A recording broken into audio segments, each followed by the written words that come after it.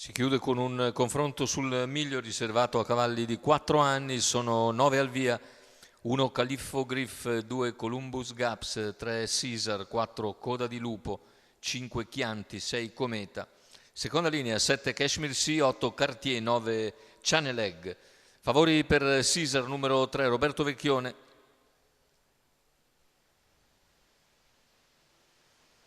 Partiti, Caesar veloce, prende la testa nei confronti di Channel Egg che parte benissimo dalla seconda linea e cerca di tagliare fuori Chianti che si accoda poi in terza posizione davanti a Columbus Gaps. 200 iniziali completati in 15 per Caesar che ha in schiena Channel Egg, poi Chianti e Columbus Gaps.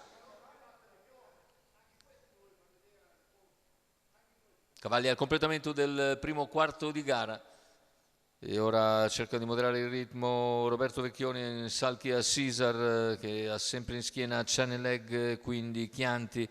In quarta posizione rimane Columbus Gaps che precede il resto dei concorrenti tutti in rigorosa fila indiana al completamento dei 600 in 46,6.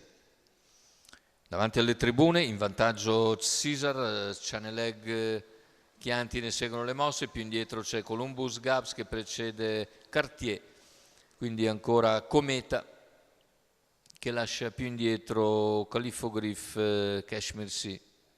Coda di Lupo per corsie esterne, non progredisce. Tanto il chilometro viene percorso dalla testa in 1:17,9. Caesar continua a guidare su Channel Egg, mentre ha spostato dalla quarta posizione Columbus Gaps, ma non riesce per il momento a migliorare. E così arrivano il paletto dei 400 metri conclusivi con un parziale in 14,9, Caesar in vantaggio, Channel Egg in seconda posizione, poi Chianti, è tornato sotto invece Columbus Gaps, più indietro cerca di progredire Cartier. Completamento della curva, ingresso in addirittura d'arrivo con Caesar in netta evidenza. Ultimi 100 metri di gara con Caesar che allunga e controlla. Il secondo posto netto per Channel Egg, mentre al terzo finisce a centropista Cartier che batte Chianti. 1:16,4 il ragguaglio conclusivo con 31 a chiudere per Roberto Vecchione che raddoppia in giornata. Ancora per conto di Gennaro Casillo. Per la scuderia del signor Mario Massaro andiamo a vedere le battute conclusive. Caesar che vince nettamente da netto favorito. Il secondo posto è per il numero 9 Channel Egg, mentre al terzo il numero 8 Cartier brucia tutti.